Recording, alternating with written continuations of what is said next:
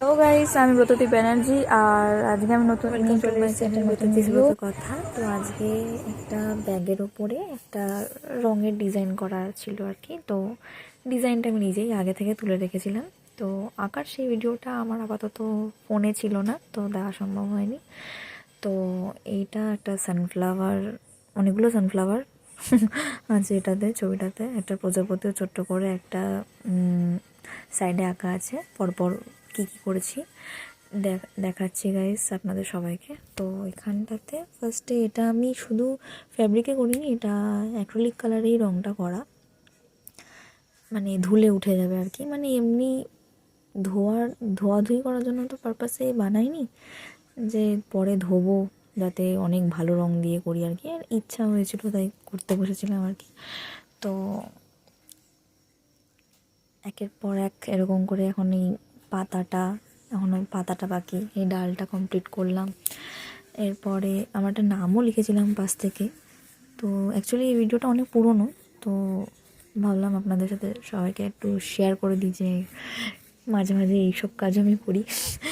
তো আমার নাম, তারপরে একটা প্রজাপতি, একটা ইভেল আই, 4-5টা সানফ্লাওয়ার, এটা নিয়েই আঁকাটা। ব্যাগটা আমি বানিয়েছি আমার একটা রিলেটিভসের কাছ থেকে, ওনাদের একটা ব্যাগের কারখানা আছে আর কি। তো যেহেতু একটু এইসব ভালো লাগে, তো ওনাকে বলেছিলাম আঁকিবুকি করার জন্য একটা ব্যাগ বানিয়ে দিও, তাহলে আমি ওটার উপরে একটু আঁকবো। তো উনি স্বেচ্ছাতে বানিয়ে দিয়েছিল। তো বলতে বলতে দেখো গাইস, আমার পুরো সানফ্লাওয়ারটা কমপ্লিটও হয়ে গেল। এবার ইভেলাইটাও আঁকা স্টার্ট হয়েও গেল। এবার একটু ডিটেলিংস। তো এবারে প্রজাপতিটা সত্যি কথা বলতে আমার পার্সোনালি একদম পছন্দ হয়নি, কারণ কালো কালারটা করতে গিয়ে ঘেটে হয়ে গেছে আর কি। তো একটু ধৈর্য নিয়ে করতে হতো। তো ওটা ডিটেলিংস করলাম পেন দিয়ে, কারণ আমার কাছে মার্কার ছিল না সেই মুহূর্তে।